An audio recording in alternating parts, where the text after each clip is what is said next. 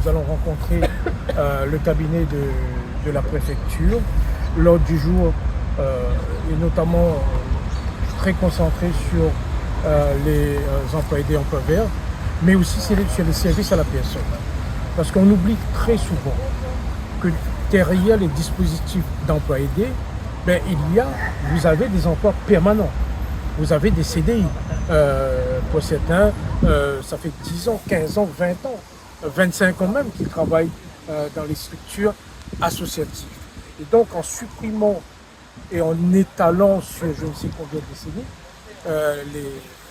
les emplois aidés, eh bien, c'est un démantèlement du monde associatif avec des risques de suppression d'emplois permanents. Au-delà des PEC, emploi vert et emploi associatif, eh bien, vous avez quand même, dans le communiqué de presse de la préfecture, un aveu. C'est-à-dire, il y a eu seulement 3000 contrats de signés sur 10 000 promis. Il nous propose un étalement sur l'ensemble de l'année, mais le plus gros contingent, c'est en décembre, c'est-à-dire à la fin de l'année. Donc, l'État fait une économie de 11 mois. Ce que nous allons demander à la préfecture, c'est de respecter le dispositif tel que ça fonctionne depuis la présidence, je crois, de Madame Magissu.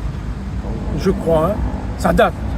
Après, ça a été relayé sous la présidence de Paul Vergès, ça a été relayé sous la présidence de Didier Robert, ça a été relayé sous la présidence de Madame Huguette Bello, et c'est la première fois dans l'histoire du dispositif emploi vert où l'État propose un étalement, c'est-à-dire un étranglement, un asphyxie du monde associatif. Donc nous demandons de débloquer le quota validé en commission permanente du Conseil régional. La région n'attend que pour débloquer, que pour payer les associations, mais une seule condition, et c'est une obligation de par la loi, que l'État joue son rôle.